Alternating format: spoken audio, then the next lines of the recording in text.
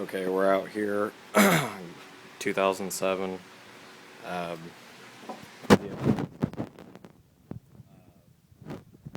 doing an exhaust swap slip-on, Yoshimura RS-5. They're pretty cheap, but everybody knows that Yoshimura is a decent brand, so I'm not worried on quality. Comes with all the mounting hardware, blah blah blah, inlet pipes, whatever. And here's the stock exhaust on what they sound like.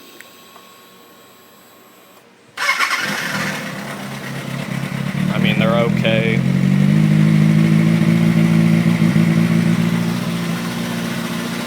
I mean, it's an alright sound, but it's not the same. First thing that you have to do is remove the side panel bolts on both sides. You got the screws coming off here, and then this will come off. Getting ready to do this right now. I'll record afterwards.